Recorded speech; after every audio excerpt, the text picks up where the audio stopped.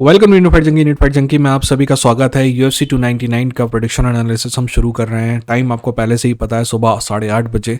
और प्रेडिक्शन और एनालिसिस का सबसे इंपॉर्टेंट हिस्सा एनालिसिस होता है। प्रेडिक्शन को आप इग्नोर भी करें तो चलेगा, क्योंकि प्रेडिक्शन करने में मेरा ज़्यादा इंटरेस्ट है नहीं। एनीवेज, हम अभी बात करने जा रहे हैं उस फाइट की जो एक्चुअली मेन इवेंट है प्रीलिम्स का, और वो फाइट है कर्टिस ब्लेड्स वर्सेस जेल्टन अल्मेडा की।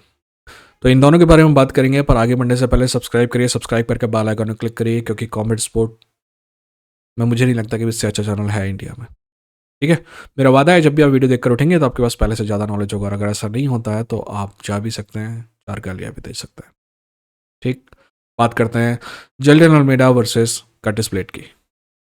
देखिए, कोई भी आदमी जो UFC देख रहा है या फिर कॉम्बैट स्पोर्ट देखता है या MMA में रुचि है, वो अगर कर्टिस ब्लेड को थोड़ा बहुत भी देखा है तो उसे ये पता है कि कर्टिस ब्लेड जहाँ जिस जगह पे है उससे कहीं ज़्यादा डिजर्व करता है। कर्टिस ब्लेड उन लोगों में से एक है जो मेरे फेवरेट है। भले ही उनके पास ज़्यादा फाइट जीत नहीं है, बट वो कम से कम ऑनेस्ट। मेरे को हमेशा वो लोग पसंद आते हैं जो हैं वही दिखाते हैं, कुछ और बनने का नाटक नहीं करते। क्योंकि कुछ और बनने का अगर सामने वाला नाटक करता है ना, तो वो एक प्रकार से आपको बेवकूफ़ समझता है और बोलता है कि आप, मैं जो बनने का नाटक कर रहा हूँ आप समझ जाओगे उसको कि वो मैं असली हूँ, है ना। जैसे कि एंथनी जोशुआ ने बहुत दिनों तक कुछ और बनने की कोशिश की, पर वो बन नहीं पाए। मतलब कुछ और बन के दिखाने की कोशिश की, बट साफ साफ समझ में आता था कि नाटक कर रहा है। पर अभी एक्चुअली एंथनी जोशुआ अच्छा, पर ये बात हम एंथनी जोशुआ की कहाँ कर रहे हैं। एंथनी जोशुआ वाली बात कर चुके हैं हम, वो वीडियो देखेगा। पर जहाँ तक कर्टिस ब्लेड की बात है ना, Curtis Blaydes comes out as a very genuine human being. जैसे कि मैंने पहले ही कह दिया कि कर्टिस ब्लेड अगर टू बी डिजर्व बहुत ज़्यादा करता है, बट उसके पास वो है नहीं जो डिजर्व करता है। मेरा मानना है कि कर्टिस ब्लेड अगर ये फाइट हारता है जीतता है, 2-3 फाइट के बाद, जब 3 फाइट के बाद उसका कॉन्ट्रैक्ट खत्म होने वाला है, और अगर वो बाहर जाए, PFL में जाए या कहीं और किसी और दुनिया में जाए, तो उसको ज़्यादा इज्जत मिलेगी बनस्बत UFC के। अब मैं आपको कारण बताता हूँ कि ऐसा क्यों है। देखिए, कर्टिस ब्लेड की एक बात ना मेरे को हमेशा याद रहती है, और मैं वो बात बार बार बोलता भी हूँ कि कर्टिस ब्लेड पे ये इल्ज़ाम लगाया गया कि वो बहुत बोरिंग है क्योंकि वो रेसलिंग का बहुत ज़्यादा उपयोग करता है। देखिए, अगर रेसलिंग का वो बहुत ज़्यादा उपयोग करता है ना, तो वो फाइट जीतने के लिए करता है। स्ट्राइकिंग उसकी बुरी नहीं है, पर उसकी रेसलिंग उसकी स्ट्राइकिंग से बेहतर है, तो वो हमेशा रेसलिंग का उपयोग करते हुए जीतने की कोशिश करता था। तो UFC में, और UFC में स्पेशली डेना वाइट हर प्रेस कॉन्फ्रेंस में आके उसको बोलता रहे ये तो गैस आउट हो गया था, और ये हो गया था, और वो हो गया था।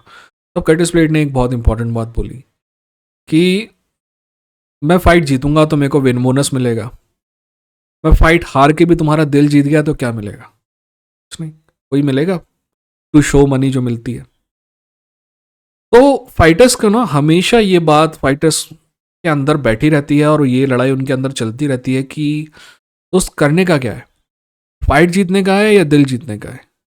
कई फाइटर होते हैं, केविन हॉलैंड की बात करेंगे, माइकल चैंडलर है, जो दिल जीतने के लिए ही आते हैं, क्योंकि उनको पता है कि जब तक दिल जीतते रहेंगे अपने को मौके मिलते रहेंगे।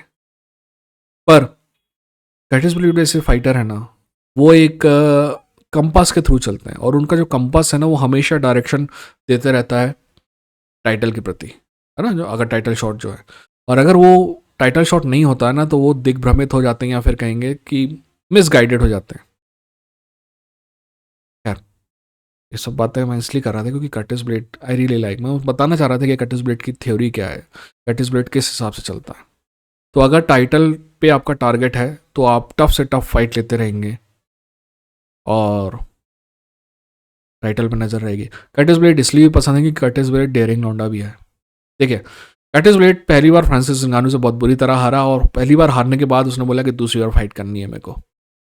दूसरी बार भी जब तक एक्चुअली उसको नॉकआउट नहीं हुआ तब तक वो फाइट जीत रहा था।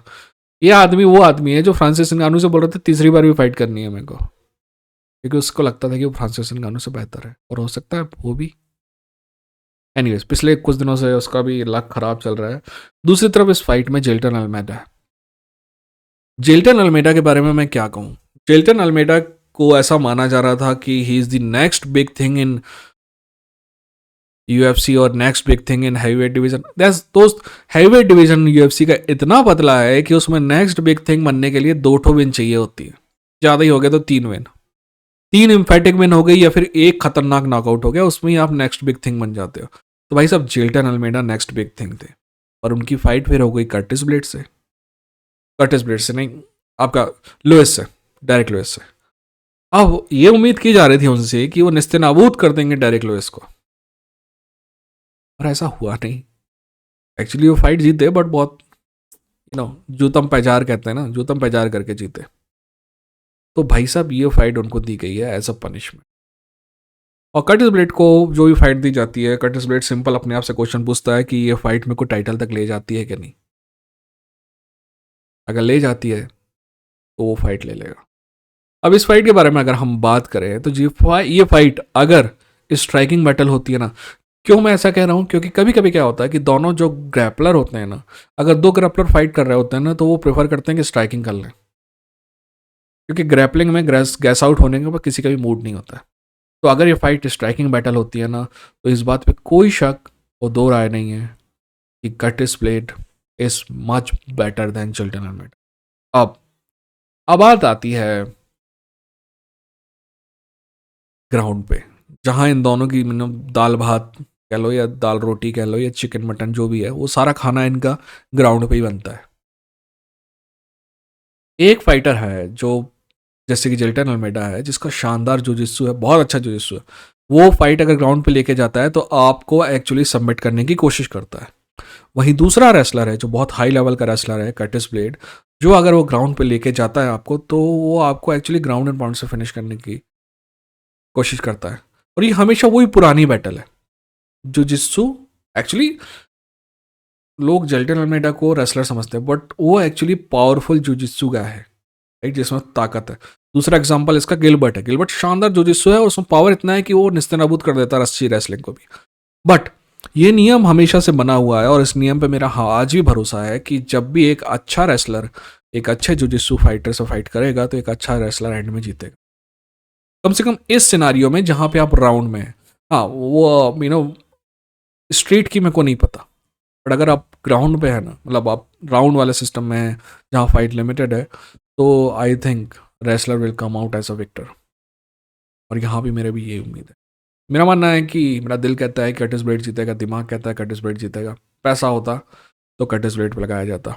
आप बताइए आपका क्या ओपिनियन है कमेंट सेक्शन, ठीक है ना? आपको क्या लगता है, मैं सही हूँ गलत हूँ, और गलत हूँ तो क्यों हूँ, सही हूँ तो क्यों हूँ? अपना ख्याल रखिए, अपनों का ख्याल रखिए।